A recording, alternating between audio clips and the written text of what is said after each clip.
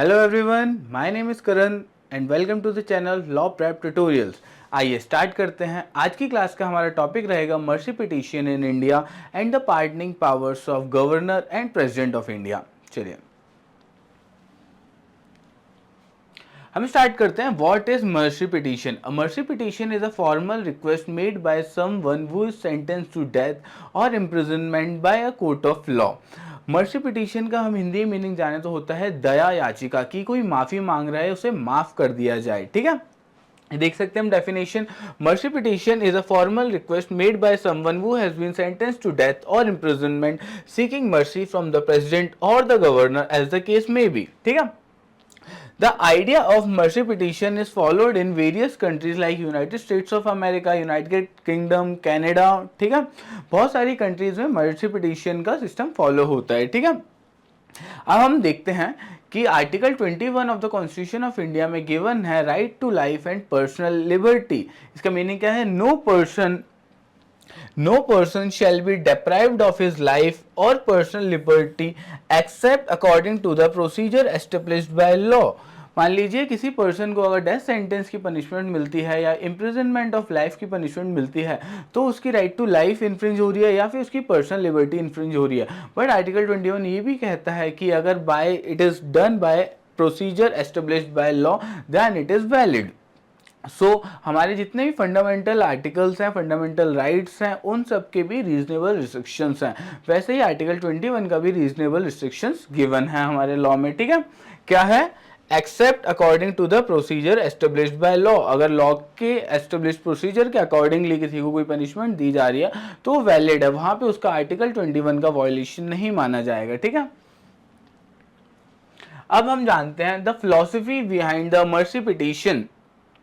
India का ऐसा मानना है कि कोई भी जुडिशियल सिस्टम इंडिया में या वर्ल्ड में ऐसा नहीं हो सकता है जहां पे गलतियां ना हो। So every judicial system is fallible, कि जहां पे गलतियां होने की गुंजाइश है, कि देयर मे बी चांसेस जहाँ पे गलतियाँ हो सकती हैं, तो उन्हीं गलतियों को रेक्टिफाई करने के लिए हमने ये मैकेनिज्म बिल्ड किया है मर्सी पिटीशन का। कि फॉर एग्जांपल किसी पर्सन को बाय मिस्टेक उसे कोई पनिशमेंट दे दी जाती है तो उसको भी माफ़ करने के लिए अगर हाई कोर्ट से पहले तो इंसान ट्रायल कोर्ट में जाएगा, ट्रायल कोर्ट में उसकी पनिशमेंट दे दी गई, ट्रायल कोर्ट का हाई कोर्ट गया, वहाँ पे भी उसे गिल्टी प्रूफ कर दिया गया एंड सुप्रीम कोर्ट में, बट उसे लग रहा है कि स्टिल देयर आर चांसेस कि उसे माफ़ी दी जा सकती है, कि उसके साथ गलत हुआ है, तो फिर वो एक मर्सी पिटीशन सेंड कर सकता है टुवर्ड्स द प्रेसिडेंट और द गवर्नर। ठीक है, for example in 2012 14 judges of Supreme Court and High Court of various states written a letter to the President of India highlighting cases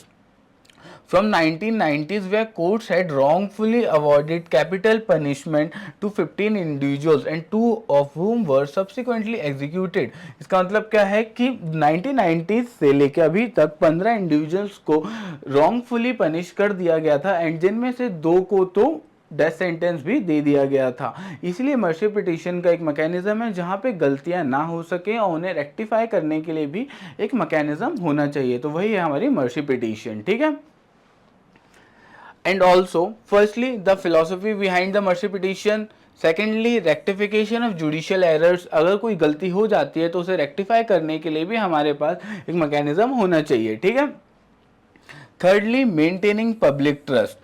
one of the core objective of the pardoning power is to uphold and maintain the trust of the common man in the criminal justice system। कि अगर कहीं कोई गलती हो जाती है court of law से, उसे रेक्टिफाई करने के लिए करेक्टिव मेजर्स के लिए भी एक मैकेनिज्म होना चाहिए, तो वही है हमारी मर्सी पिटीशन, जिसे कहते हैं हम दया याचिका। नेक्स्ट स्लाइड देखते हैं।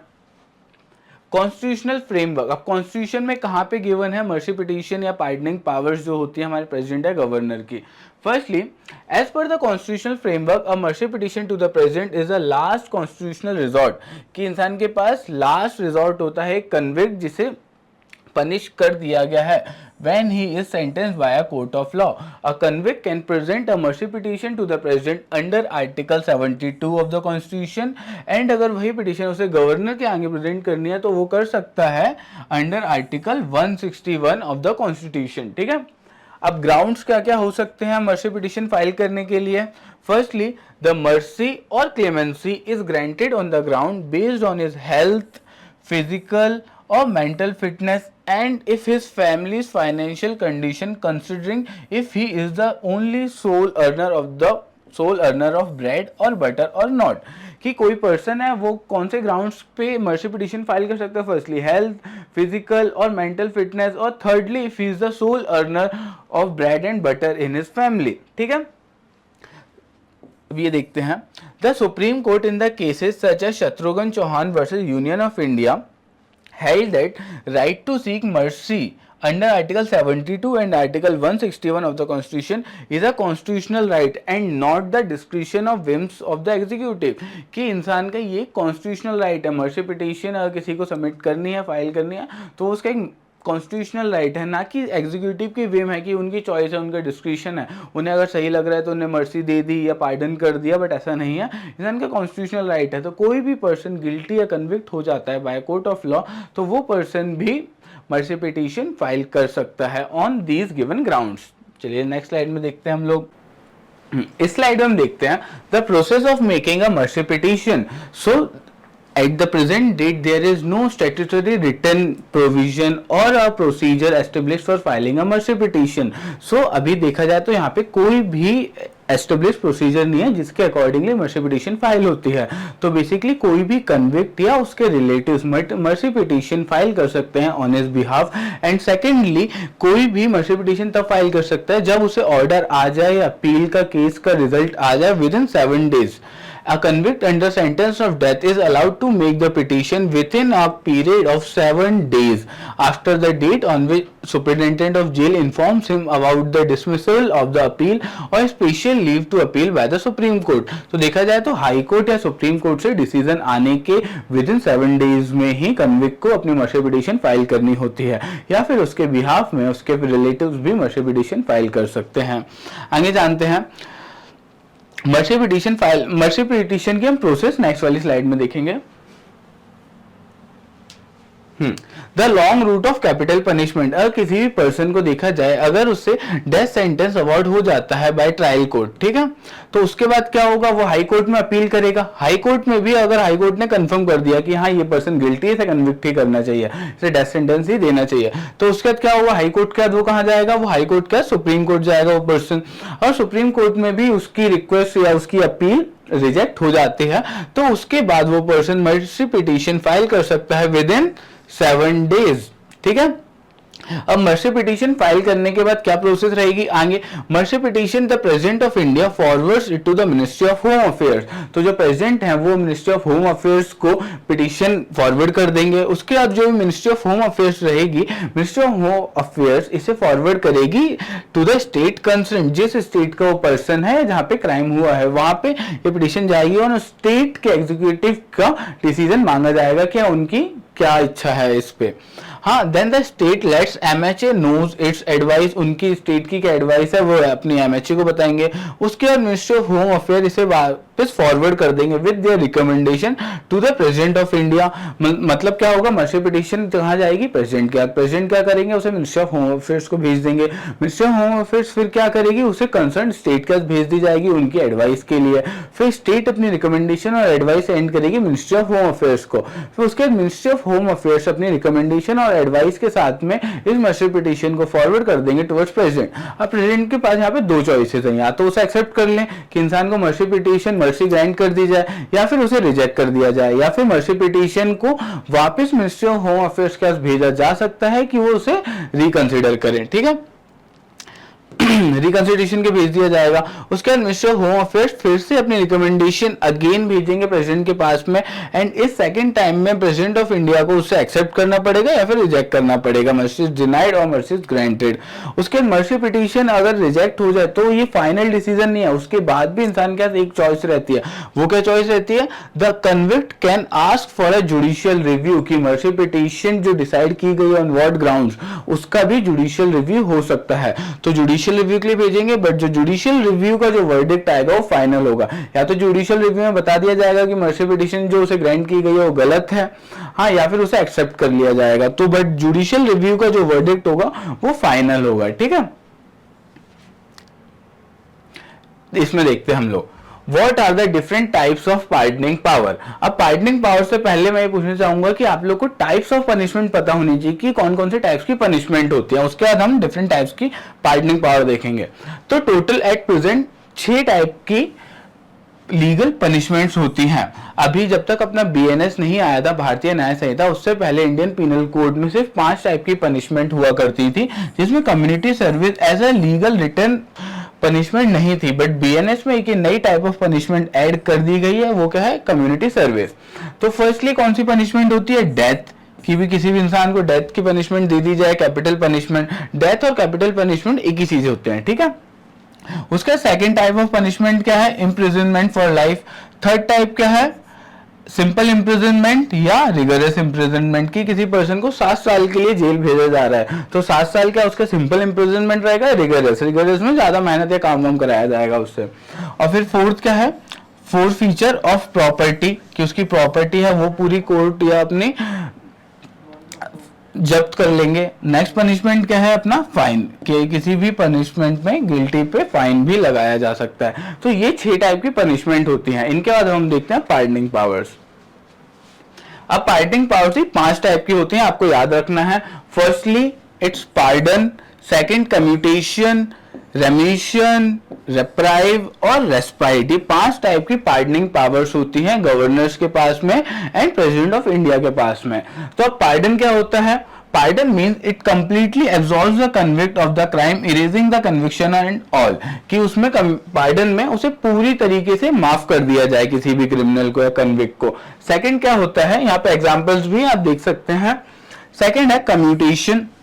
कम्यूटेशन का बेसिकली मीनिंग है it substitutes a harsher punishment with a lighter one, कि किसी भी पर्सन को अगर डेथ सेंटेंस मिला है उसे, तो डेथ सेंटेंस को कन्वर्ट कर दिया जाए लाइफ इम्प्रिजनमेंट में। तो किसी भी हार्शर पनिशमेंट को किसी लाइटर पनिशमेंट में कन्वर्ट कर दिया जाए तो वो क्या होता है, कम्यूटेशन। अब थर्ड टाइप क्या है अपना, रेमिशन। रेमिशन क्या होता है, reduces the period of the sentence without changing it's nature, कि मान लीजिए किसी पर्सन को रिगरस इम्प्रिजनमेंट ऑफ 7 ईयर्स की पनिशमेंट मिलती है, तो उसे रिड्यूस कर दिया जाए sentence without changing it's nature, कि उसे रिगरस इम्प्रिजनमेंट ही रहने दिया जाए, बट जो 7 साल की पनिशमेंट है उसे 7 साल से 5 साल का कर दिया जाए। तो ये होता है हमारा रेमिशन। अब रेप्राइव क्या होता है, it temporarily postpones the execution of a sentence usually for a short period। मान लेते हैं किसी पर्सन को मर्सी पिटीशन फाइल करनी है, तो फिर उसे फॉर द टाइम बिंग रेप्राइव मिल जाएगी कि उतने टाइम तक उसका एग्जीक्यूशन ना किया जाए, उसे फांसी पे ना चढ़ा दिया जाए, कि जब तक उसकी मर्सी पिटीशन डिसाइड नहीं हो जाती है। अब नेक्स्ट क्या है हमारा, respite. Similar to reprieve but for a longer period and often for medical reasons, कि किसी पर्सन को अगर रेस्पाइट मिलती है तो मतलब उससे थोड़ा सा टाइम के लिए आराम मिल गया है, कि the governor grants a respite to a terminally ill prisoner to allow them to spend their final days. मान लेते हैं कोई कन्विक्ट है जिसे लाइफ इम्प्रिजनमेंट की सजा मिली थी एंड उसकी लाइफ के एकदम एंड टाइम चल रहा है, 60-70s पे है एंड वो बहुत ज्यादा बीमार है, तो उसे गवर्नर या प्रेसिडेंट रेस्पाइट दे सकते हैं कि अब वो अपने चुने हुए आखिरी के दिन या तो हॉस्पिटल में अपने मेडिकल ट्रीटमेंट के लिए जा सकता है या फिर अपनी फैमिली के साथ भी स्पेंड कर सकता है। तो ये है हमारी 5 टाइप की पार्डनिंग पावर्स। तो फर्स्ट क्या है, pardon, second commutation, respite, reprieve and remission. ये 5 टाइप की पार्डनिंग पावर्स हैं जो आपको याद रखनी है, ठीक है। अब इसे सिंपल फॉर्म में भी आप याद कर सकते हैं। पार्डन क्या होता है, it removes both sentence and conviction. Secondly commutation, substitution of one form of punishment for a lighter one, harsher punishment को लाइटर में सब्स्टिट्यूट कर दिया जाए। थर्ड क्या था, remission, reducing the period of the sentence. Respite क्या है, avoiding a lesser sentence in place of originally avoided due to some special facts like medical reasons. Last है reprieve, stay of the execution of sentence की stay लगा दिया जाए थोड़े time पे execution के लिए, ठीक है। और ये आपकी 6 टाइप्स की पनिशमेंट है जो आपको याद रखनी है, ठीक है। अब नेक्स्ट स्लाइड में देखते हैं comparison between the pardoning powers of president and the governor. क्या पार्डनिंग पावर्स तो अपने प्रेसिडेंट के पास में भी है, गवर्नर के पास में है। प्रेसिडेंट के पास पार्डनिंग पावर कौन सा आर्टिकल के अंडर में है, आर्टिकल 72 के अंडर में प्रेसिडेंट के पास पावर है पार्डन की, एंड आर्टिकल 161 में गवर्नर के पास है पार्डनिंग की पावर, ठीक है। अब इसमें डिफरेंस क्या है, ठीक है। Firstly President has the authority to pardon, reprieve, respite, remit, suspend or commute the punishment or sentence of any person convicted of violation of a central law, ठीक है, कि सेंट्रल लॉ के लिए अगर कोई से पार्डन करना है, उसे मर्सी देनी है, तो वो किसके हाथ में है? प्रेसिडेंट के हाथ में है। बट वहीं पे किसी कन्विक्ट ने किसी स्टेट के अगेंस्ट कोई क्राइम किया है, स्टेट लॉ को वायलेट किया है, तो वहां पे पार्डन की पावर किसके पास आ जाती है? गवर्नर के पास में। और हमेशा किसी भी सिचुएशन में प्रेसिडेंट के पास ओवरराइडिंग पावर्स होती ही हैं गवर्नर से ज्यादा। ठीक है, नेक्स्ट है डेथ सेंटेंस। किसी भी पर्सन को अगर डेथ सेंटेंस की पनिशमेंट मिली है, कोई गिल्टी होता है डेथ सेंटेंस में, तो उस पर्सन को माफ करने की पावर सिर्फ और सिर्फ प्रेसिडेंट के पास है। गवर्नर के पास डेथ सेंटेंस को पार्डन करने की पावर नहीं है। Governor is unable to pardon the death of a sentence even if a state law calls for the death penalty. The president, not the governor, has the authority to grant the pardon. तो death sentence को माफ करने की power किसके पास है? सिर्फ president के पास है। गवर्नर के पास death sentence को कम्यूट या पार्डन करने की पावर नहीं है। नेक्स्ट क्या है? किसी भी पर्सन को अगर कोर्ट मार्शल के थ्रू कोई पनिशमेंट दी जाती है तो उसे भी माफ करने की पावर प्रेसिडेंट के पास है। बट कोर्ट मार्शल्स की पनिशमेंट्स को माफ करने या पार्डन की पावर्स गवर्नर के पास नहीं होती। अब कोर्ट मार्शल क्या होता है? कोर्ट मार्शल जो अपने इंडियन आर्म फोर्सेज में से अपनी नेवी, एयरफोर्स, आर्मी, उनके स्पेसिफिक कोर्ट्स रहते हैं, उनके पर्सनल्स के लिए उनका ट्रायल होता है। वहां पे उनके किसी पर्सनल को, आर्मी के, कोई पनिशमेंट मिलती है बाय कोर्ट मार्शल, तो उस पनिशमेंट को भी पार्डन करने की पावर प्रेसिडेंट के पास है, बट गवर्नर के पास वाली पावर नहीं होती है। ठीक है, नेक्स्ट स्लाइड में देखते हैं pardoning power and their judicial review. क्या पार्डन में किसी पर्सन को माफ किया जा रहा है या उसे मर्सी दी जा रही है, तो क्या सुप्रीम कोर्ट या हाई कोर्ट क्या उसका जुडिशियल रिव्यू कर सकते हैं उस केस का? तो देखते हैं। The supreme court concluded in the case of Maru Ram versus union of India that the authority to grant pardon under Article 72 must be used on the opinion of Council of Ministers। तो यहाँ पे इस पूरे case में Dhananjay Chatterjee versus state of West Bengal, इन दो cases में ये कहा गया था जो पार्डन की पावर है, हाँ, या मर्सी पिटीशन की जो पावर है, तो इसमें aid and advice council of ministers की रहेगी कि जो ये प्राइम मिनिस्टर है और उनके काउंसिल ऑफ मिनिस्टर्स हैं, उनकी जो एडवाइस रहेगी उसे एक्सेप्ट करना पड़ेगा प्रेसिडेंट को। प्रेसिडेंट या गवर्नर अपने ओन विम्स एंड फैंसीज पे इसमें डिसीजन नहीं ले सकते अपने खुद के डिस्क्रिप्शन से, एंड यहाँ पे काउंसिल ऑफ मिनिस्टर्स की जो एडवाइस रहेगी उससे अवॉइड होना पड़ेगा प्रेसिडेंट एंड गवर्नर को। ठीक है, तो ये कहा गया था इस केस में। उसके बाद आगे क्या है? The Supreme Court decided in Ipru Sudhakar and another versus Government of Andhra Pradesh in 2006 that the President and Governor's mercy powers under Article 72 and under Article 161 are susceptible to judicial scrutiny। मतलब उन cases का, उनकी powers का, या वो किसी को punishment में पार्डन कर देते हैं, मर्सी दे देते हैं, तो उन केसेस का भी जुडिशियल स्क्रूटिनी और जुडिशियल रिव्यू हो सकता है। The Supreme Court established the following grounds on which a petitioner may seek judicial review of the clemency power। कि कोई पिटिशनर जिसने अपनी कोई मर्सी पिटिशन फाइल की थी या पार्डन के लिए उसने रिक्वेस्ट की थी, तो वो पर्सन भी पिटिशन फाइल कर सकता है for the judicial review of the clemency power. अब वो जुडिशियल रिव्यू के लिए तो फाइल कर सकता है, बट तो कौन से ग्राउंड्स पे फाइल कर सकता है? Firstly the directive was issued without any consideration, कि उसने जो रिक्वेस्ट की थी विदाउट से कंसिडर ही नहीं किया जो उसकी रिक्वेस्ट की, और ऐसे ही रिजेक्ट कर दिया गया हो without any consideration. Secondly, if the command was given in bad faith और द ऑर्डर इज इलीगल, कि अगर बैड फेथ में उसे रिजेक्ट किया गया है तो उस केस में भी जुडिशियल रिव्यू हो सकता है, या फिर ऑर्डर कोई इलीगल ऑर्डर हो उस केस में। Thirdly, extraneous or completely irrelevant consideration were used to make the decisions, कि irrelevant या कोई outside के मैटर्स को कंसिडर करके डिसीजन पे आया गया हो, तो इस केस में भी जुडिशियल रिव्यू हो सकता है मर्सी पिटीशन या क्लेमेंसी पावर का। नेक्स्ट है relevant content was excluded from consideration, कि उस पर्सन ने कोई कंटेंट सबमिट किया और रेलिवेंट फाइल्स दी हो कि उसे ऐसी ऐसी मेडिकल इलनेस है एंड उसका बहुत अच्छा काम रहा हो, एंड उसके बाद भी एंड उसकी जो फाइल्स थी, उसका जो कंटेंट था उसे कंसिडर ही नहीं किया गया हो विदाउट कंसिडरिंग इट, हाँ, एंड उसका जो कंटेंट था उसे एक्सक्लूड ही कर दिया गया, उसे कंसिडर ही नहीं किया गया हो, तो उस केस में भी जुडिशियल रिव्यू किया जा सकता है क्लेमेंसी पावर्स का। ठीक है, समझ में आ रहा है? अगर आपको कोई भी डाउट हो तो आप टेलीग्राम चैनल पे भी मुझसे डायरेक्टली पूछ सकते हैं। Next, revocation of pardon. मान लेते हैं किसी पर्सन को पार्डन किया क्लेमेंसी या मर्सी पिटीशन के थ्रू उसे माफी मिल गई हो, उसे दया मिल गई हो, क्या उसका भी रेवोकेशन हो सकता है? क्या उससे डिसीजन को भी वापस लिया जा सकता है क्या? वो हम देखते हैं। This is quite possible that the pardon granted by the executive may be revoked or withdrawn The question of revocation may come up for the consideration of the executive in two cases. Firstly, where the pardon can be revoked is one when the pardon itself is obtained by fraud, misrepresentation या misinformation. क्या किसी person ने pardon claim किया हो by fraud, misinformation या misrepresentation, तो उस cases में भी pardon को revoke किया जा सकता है, उसे जो भी clemency मिली हो. In other words, a pardon procedure procured by false and fraudulent representation or an intentional suppression of the truth is void even though the person pardoned had no part in perpetuating the fraud. कि जिस person ने pardon के लिए clemency mercy petition file करी है या pardon के लिए क्लेम किया क्लेमेंसी के लिए, उस पर्सन ने कोई फ्रॉड नहीं किया हो गया हो, बट उसके रिलेटिव्स ने उसके बिहाफ पे अगर वो पार्डन फाइल किया है एंड उनके थ्रू अगर फ्रॉड किया गया हो, तो उस केस में भी रेवोक किया जा सकता है पार्डन को. ठीक है. अब सेकंड केस क्या है? The second case in violation of the condition imposed by the executive on the person seeking pardon. As a matter of fact, a pardon can either be free or conditional. तो जो भी pardon दिया जाएगा, clemency दी जाएगी person को, conditional हो सकती है तो absolute हो सकती है. या तो बोल दिया गया हाँ आपका लाइफ इम्प्रिजनमेंट है, आपको माफ कर दिया जा रहा है, अब आप फ्री हो, ये तो हो गया हमारा एब्सोल्यूट पार्डन. बट अगर कोई कंडीशन एस्टेब्लिश की गई है कि आपको हर महीने इतने दिन के लिए, एक दिन के लिए आना है, साइन करने हैं, आपके कोई रिक्वायरमेंट्स है कि आप गुड फेथ में काम कर रहे हो, नहीं कर रहे हो, सोसाइटी में कोई गलत काम तो नहीं कर रहे हो, आपको कम्युनिटी सर्विस करनी है इतने टाइम के लिए, एंड अगर कुछ जो भी कंडीशन लगाई गई है एंड उस कंडीशन को फॉलो नहीं हो रहा है, तो उस केसेस में भी एक पार्डन को रिवोक किया जा सकता है. ठीक है. अब कंक्लूजन देखते हैं हम लोग.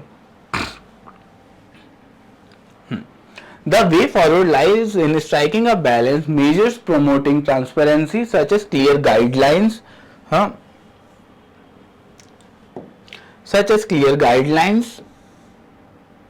for considering petitions and a defined time frame for decisions could enhance public trust. Additionally, ensuring legal representation for mercy petition applicants which would strengthen the process.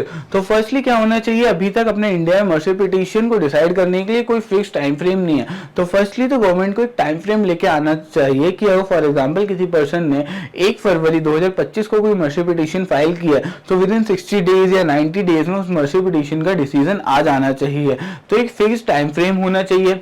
Secondly, transparency होनी चाहिए कि जो भी मर्सी पिटीशन है pardon grant किया जा रहा है बाय द गवर्नर और द प्रेसिडेंट, तो वो किस बेसिस पे किया जा रहा है, कौन से ग्राउंड्स पे इंसान को पार्डन दिया जा रहा है. तो इससे क्या ट्रांसपेरेंसी आएगी जस्टिस सिस्टम में. किसी पर्सन को मान लेते हैं उसने बहुत बड़ा क्राइम किया एंड उसे पार्डन मिल जाता है हाइपोथेटिकली, तो वहां पे सबसे ज्यादा इंपॉर्टेंट है कि ट्रांसपेरेंसी होनी चाहिए कि किसी भी गवर्नर ने उसे पार्डन किया है, उसे कम्यूट किया है, उसके सेंटेंस को अप्राइव दिया, रिमिशन दी है, तो कौन से ग्राउंड्स पे दिया गया है उस पर्सन को. तो ये ट्रांसपेरेंसी के लिए बहुत ज्यादा जरूरी है.